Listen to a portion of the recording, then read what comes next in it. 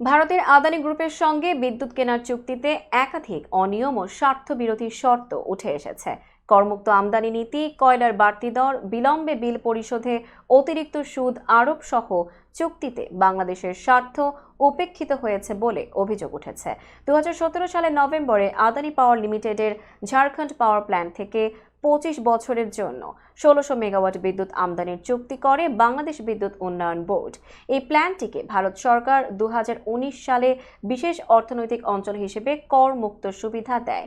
তবে বাংলাদেশের সঙ্গে চুক্তি করার সময় এই তথ্য গোপন রাখা হয়। অন্যদিকে আদানির কয়লার দাম টন প্রতি $96 নির্ধারণ করা হয়, যেখানে পায়রা, রামপাল ও বাঁশখালী প্রকল্পে ব্যবহৃত কয়লার দাম ছিল টন প্রতি $75 থেকে $80। পিডিবির আপত্তির পর আদানি দাম কমাতে রাজি হয়।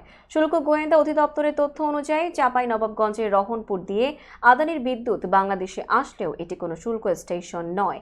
চুক্তিতে আমদানি পর্যায়ে শুল্ক মওকুফের শর্ত থাকলেও তা অনুমোদন হয়নি। এমনকি বিল পরিশোধে বিলম্ব হলে বছরে 15% সুদের শর্ত উল্লেখ করা হয়েছে, যা অন্য প্রকল্পে নেই।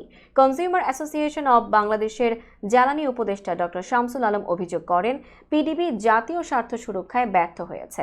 তিনি চুক্তির শর্তগুলো জনসমক্ষে প্রকাশের দাবি জানান। এদিকে আদানি চুক্তি সহ আওয়ামী লীগ সরকারের আমলে করা সব বিদ্যুৎ চুক্তি পর্যালোচনার নির্দেশ দিয়েছে হাইকোর্ট।